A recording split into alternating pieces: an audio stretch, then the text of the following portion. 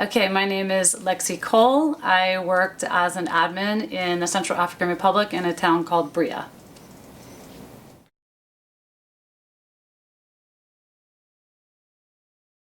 So as an admin for MSF, I was managing all HR, finance and accounting for the project. Part of what I was responsible for was recruitment. I did a lot of interviews for positions such as guard or driver, nurse aides, and these are people who, many of them have never left Bria. I would ask them why MSF, and they would tell me that they want to work for MSF because MSF has done so much for their own community in Bria, and in fact, probably 75% of the people I talked to said that our hospital and the work that we do in Bria has saved the lives of their own children. So that was impactful for me, for sure.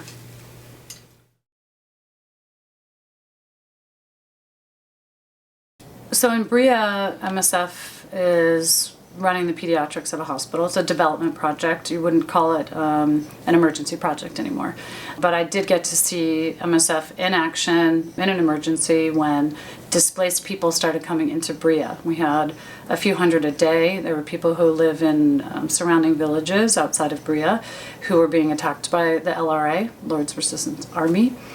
And they knew that Bria was a safe haven because MUNISCA, which is Central African UN military forces, they had set up barricades for all the major roads coming into Bria. And this first group was from one village, and we counted there was equivalent of about 50 families there. So each family is getting a bucket, 2 mats, 2 mosquito nets, 2 blankets, soap, cups, cooking pot, those kinds of things. So we did a very organized distribution with the group from that village. And we also organized some vaccination for the kids. And it was, I mean, it seemed like it was organized in like 3 hours. It was so fast. Working in Bria in Central African Republic, I was immediately struck by how warm and open and friendly people were.